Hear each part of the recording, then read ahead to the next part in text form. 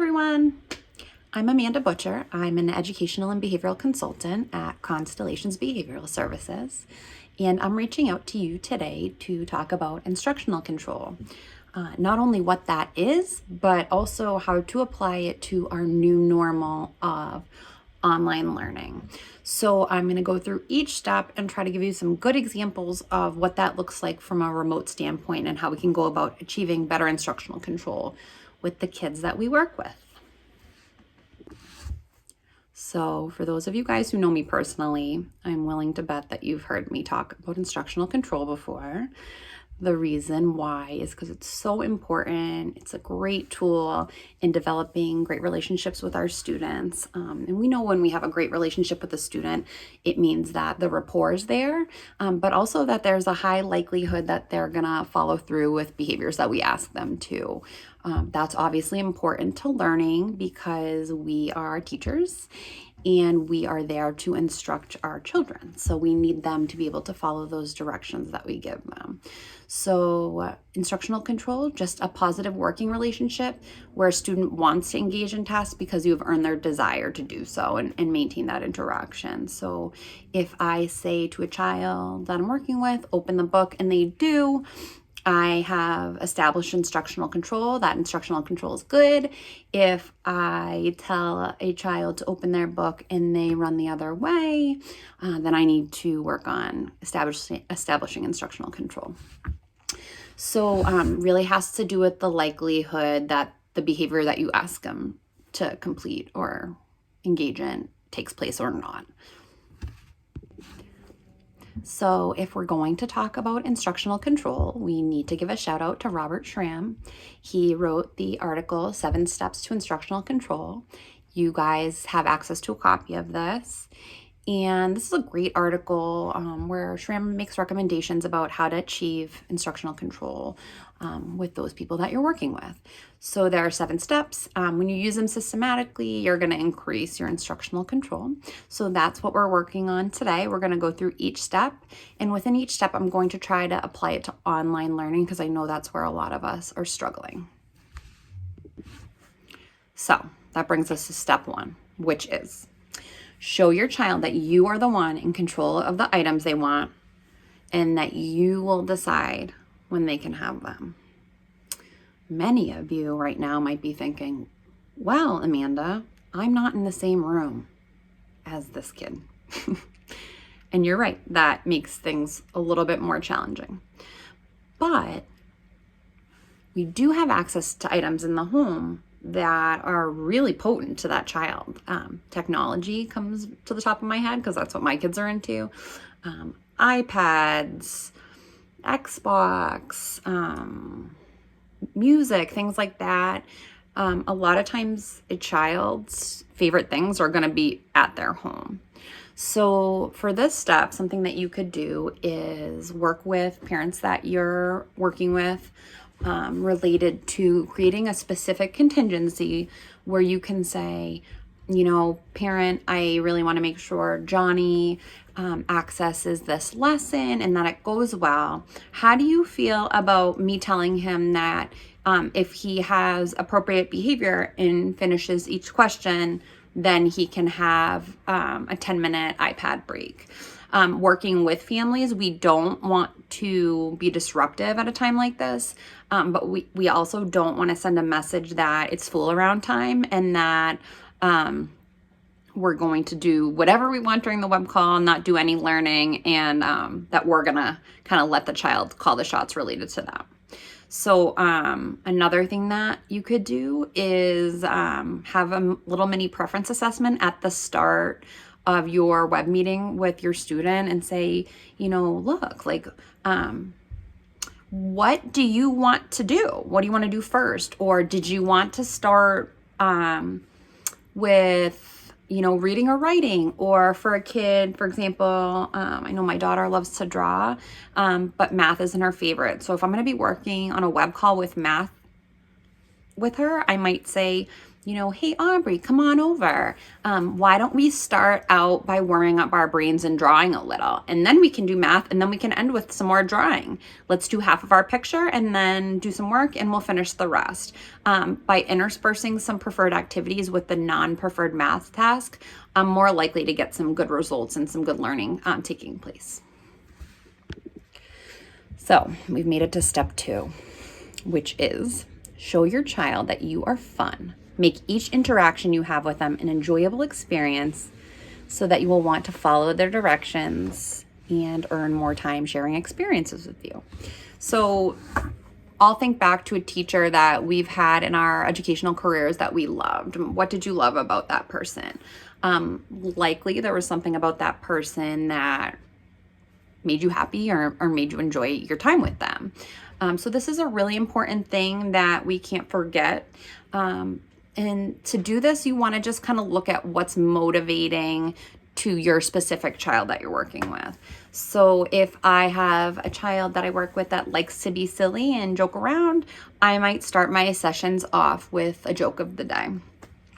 On the other hand, if I have a student who has some self-stimulatory behavior or, likes visual STEM type of activities or reinforcers, maybe I will share my screen with them and go on YouTube and pull up some short clips of whatever visual STEM might speak to them, or maybe it's video clips. So again, if I'm sharing my screen and I can share something that if I know my student loves, I'm kind of out of the loop with kids shows, Liv and Maddie.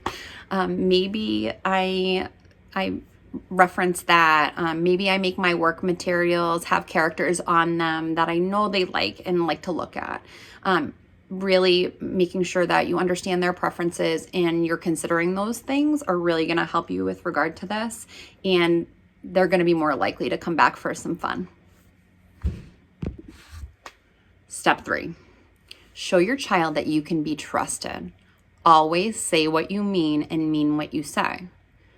If you say your child or student should do something, don't allow them to access reinforcement until it has been acceptably completed. So this is tricky. This is probably the trickiest one that we have related to remote learning. So when a direction is presented, the child should be expected to comply with the demand before accessing reinforcement. So hypothetically, you're sitting in this fashion, talking to someone or looking at them through a teeny little camera, and you say to them, pick up your pencil and do something. Can we follow through with that demand is really going to be the big question. My point is we only want to be giving demands or directions that we are sure we can follow through with. So to do that, we have a few options. The first option is for those students with the involved parent who will help you follow through. Maybe that's sitting with that student and preventing them from leaving or getting up and reiterating your direction. Miss Amanda said first letters, then iPad, and providing some redirection there. That's for the person who's sitting there with their child. We are all in different boats for this. So if you have a parent or a guardian who's not sitting with their child, there might be a reason for that. I know we're all struggling to balance work and remote learning. It's so much easier said than done, especially in this environment that has previously paired with not doing a lot of work. I know my own kids are really struggling with, when I'm home, it's comfy time, it's TV time, it's outside time. And now I'm kind of saying, from a generalization standpoint, no, we're actually going to do your whole school day here. That can be very jarring for some kids. So, the other option would be not placing demands. And now you're probably all looking at me like I'm crazy.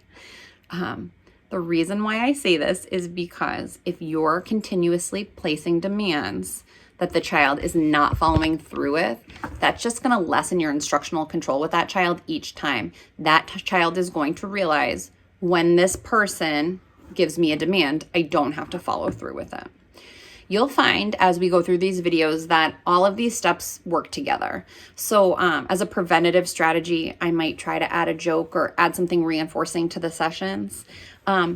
If you truly have a situation where you cannot work with parents on following through with behaviors, what you're going to want to do is frame your directions in the form of questions, and give lots of choices. You know, so-and-so, this is our math block. Did you want to start out by doing some addition or subtraction, or did you have an idea on what you wanted to do? Will you get through all your material? Will you get to the hard part of math? Maybe not, but at least you're not reinforcing them not listening. So in person, we try to say avoid asking kids to do stuff in the form of questions. So you'll hear me say, you said, can you do your math work? And I said, no. But if you really want to place a demand, you need to say, do your math work. We're kind of switching it up here because it's remote, and I'm going to ask them, can you? Because I'm asking, and if they say no, I'd rather honor a functional communication response like, I don't want to, or this is hard, versus reinforce some kind of yucky behavior such as getting up and leaving the instructional area or acting silly, or those sorts of things that we're seeing within our sessions.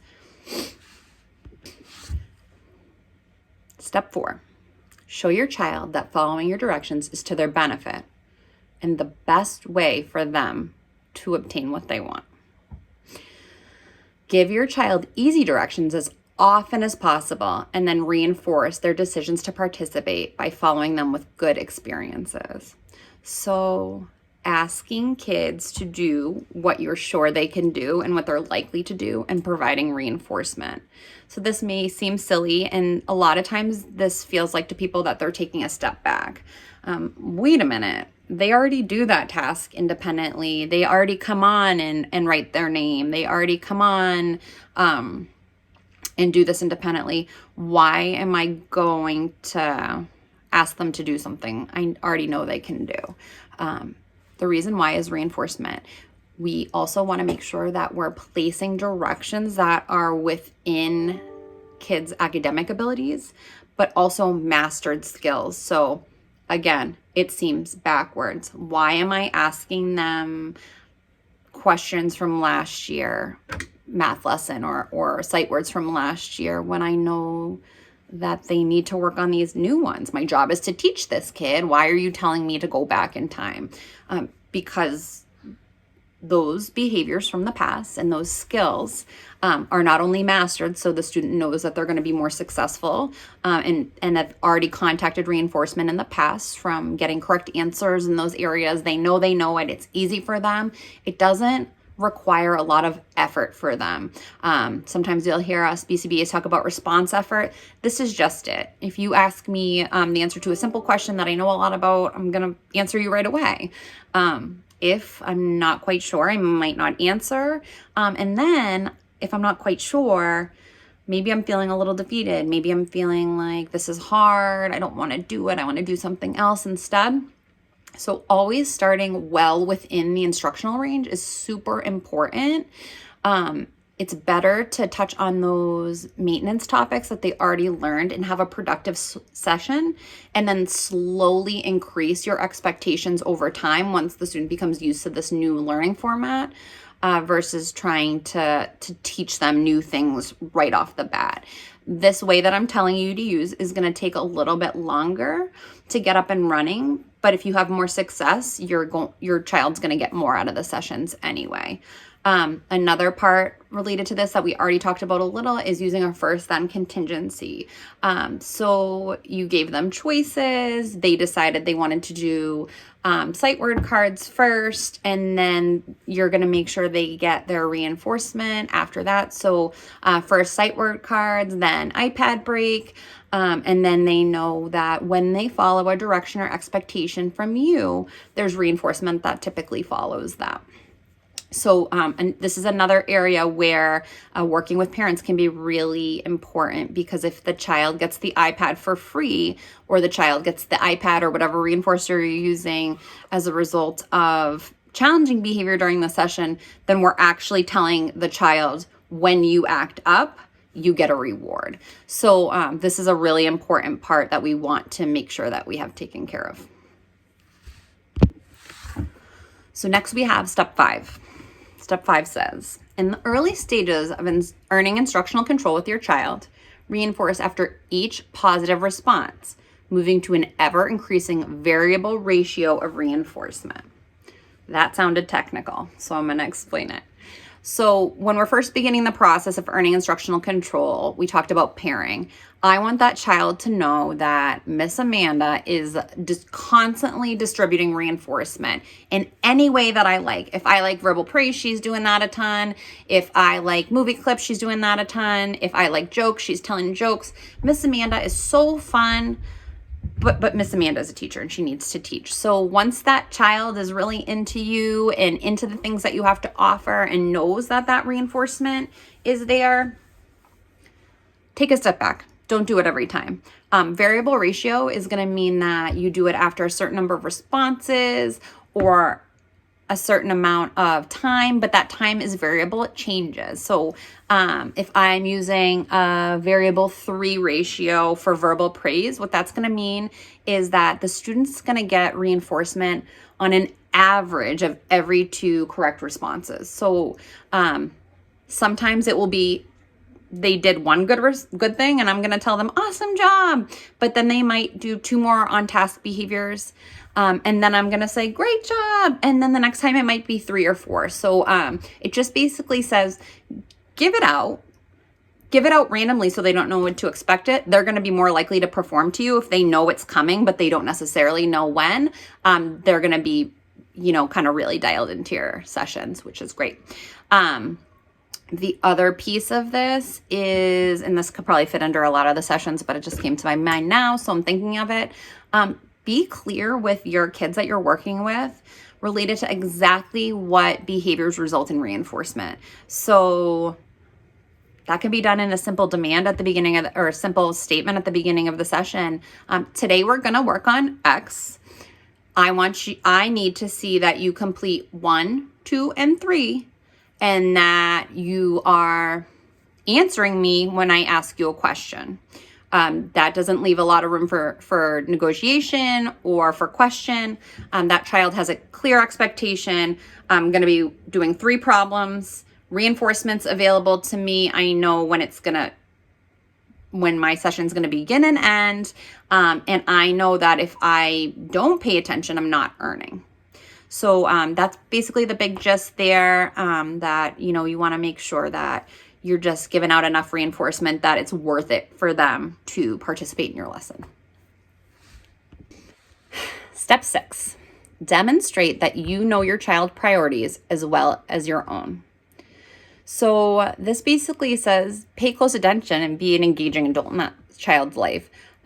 This can be done by when you start your session, even if it's an academic session, which almost all of these are, talking to them and saying, hey, you know what? Like, I wanted to start our session with a little game I like to call, like, Would You Rather?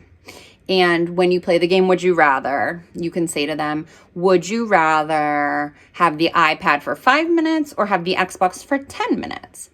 Would you rather have green Skittles or chocolate?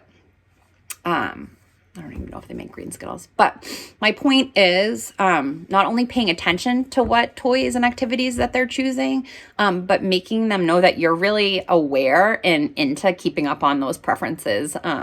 And for some kids, this could be like as simple as having a conversation like, what are you watching right now on the Disney Channel? Hey, I have my daughter and she was looking for a new show. Did you have any ideas for her? That is a great way to kind of maintain rapport and instructional control, is allow kids to talk about what they're into. A lot of kids are pretty chatty and want to share the things that they love. So take advantage of that and use that as a way to kind of intersperse some positivity within your demands. And, it's going to vary depending on what motivations your child has. Some kids don't want to make small talk, and they're more into those tangible or activity reinforcers. And that's fine too. But basically, this step really really kind of focuses on making sure that you're kind of really dialed in to what your kid's into and that you're keeping tabs on it. So preferences can change really super quickly.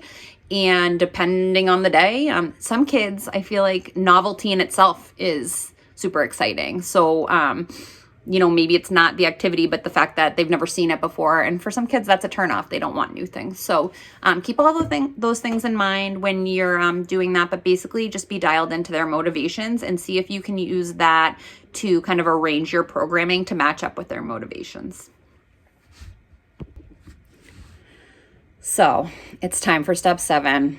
And this one is tricky, and probably the biggest barrier that we're all facing so far is show your child that ignoring your instructions or in choosing inappropriate behavior will not result in the acquisition of reinforcement.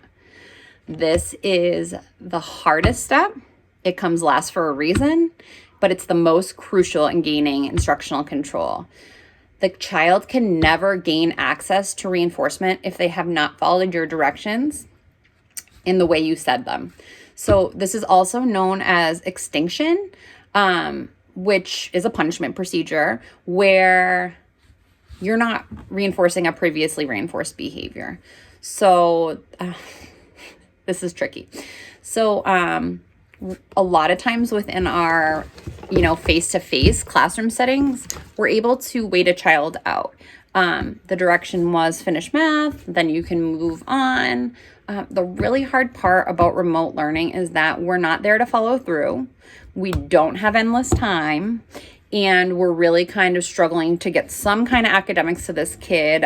Everyone's concerned about regression and progress and maintenance right now, as we all should be. But this is a really trying time. It's a national emergency. It's heavy. I saw a meme the other day that said, we're all weathering the same storm. We're just not all in the same boat. And I really loved this analogy because some people are more equipped for this than others, depending on just their personality and if they're working or not from home. So big part here, as we talked about, is making sure that we're working with parents and letting them know if we do have an unsuccessful session, bringing that to your case manager and saying, we need some parent buy-in here. Is there any way we could follow through by having that parent, maybe we shut off the web call and that parent can call us back when that child decides to comply. Maybe the parent will kind of sit next to the child during the lesson and help facilitate that interaction. And sometimes if we really don't have a lot of help and that child's just sitting there alone behind the computer, I'm going to kind of go back to what I said earlier and say, if we have a child who's not following directions and we have no help from any outside source and reinforcement's not enough to get them to turn their behavior around, maybe we're giving a ton of choices and letting them lead the lesson. What we want to be sure that we don't do is give choices after behavior. So for an example, so-and-so, do your math worksheet. No, I'm leaving. If we know that happened the session before, giving choices. Hey, I wanted to know, do you think that you can do some math today? Well, maybe they say no. A little bit better than the previous. It's still not great. I'm not going to lie to you. But it's better than us reinforcing them getting up and leaving or being silly or things like that. So, another way to do it is making a list. Hey, here's what we have to do today. We have to do some flashcards, and we're going to do 2-word problems, and then we're going to do facts. Did you want to pick the order of that? And what other activity would you want to do? Do you want to do a drawing activity? Do you want to do some coloring with me while I sit here with you too? Oh, okay, great. I can do that with you. So the real difference is that you're building in the reinforcement, giving them control in choices, and really kind of saying, help me build this session. and we can do it together versus I'm going to ask you to do things that I know you don't want to do. The nice thing is that a lot of times by doing this a few times and letting them have extra choices, even if you're not on task and, you know, checking a box off, it's going to help your rapport, and it's going to increase the likelihood that eventually they are going to kind of follow through with some of the directions that you're giving. So in closing, today we talked about a lot of things that we can do to improve our situations. Some of them are very much within our control and things we can do easily, such as, you know, setting up a demand fade where you're having a couple sessions with that kid where you're not even going to place any demands. You're just going to talk about and do the things that they like. And maybe if you find that they really like that, then you do that more often in the future. And you ask them to do academics one day and then the next they don't. Maybe they'll be more willing to participate under those circumstances. Other little things that we can do is just make sure that we're being super aware of what kids are into, novelty, and interspersing those things through the lesson. So for some kids, first math and then iPad is too much. Sometimes they need more incidental reinforcers throughout the session. So, you know, maybe you're asking them to do one math problem and then giving them access to a shared YouTube clip on where you're sharing your screen with them and then you're stopping. You need to look at where and how your kid that you're working with is going to be successful, and that is asking them to do things that you know that they can do well before slowly and systematically increasing your expectations of them. If kids are feeling like things are hard or they're unsuccessful or they're bored, then it's very unlikely that you're gonna get any response out of them. So I encourage you to use kind of all these preventative things that we talked about, giving clear, simple explanations and demands, and the reinforcement piece is huge, and the rapport. And then we kind of at the end talked about, okay, well, we're doing all that and now we just need them to follow through. And if you find yourself in a situation where your sessions with students that you're working with are pretty unsuccessful, very much encourage you to bring that to your case manager, who can help you access additional resources, or maybe just having a conversation with that parent. Hey, things aren't going as well as we would like. We want to try to do a couple things differently. Is there a better time of day where you would be able to sit with so-and-so? That's going to guide your treatment. So if they say, you know what, I'm working from home, I can't sit with him, it's not possible, then that means that we're going to have to drastically alter some of the other things that we talked about today. And if they say, yeah, sure, then that's giving them explicit instructions. And a lot of conversations I've been having lately with the teams at the different schools is sometimes all it takes is your case manager or, you know, your director to say to a parent, we think this needs to change and here's why. I'm concerned that when the student leaves the web call and is able to do that we are going to, you know, we're going to see that continue, and that might impact you from a behavioral standpoint at home if that behavior starts working for him. So, or that you're concerned that they just won't access academics during this time. And I guess my point there is explaining the whys. I want him to sit there with you because when he gets up and leaves and goes on the iPad, that behavior is working for him. He's more likely to do that in the future.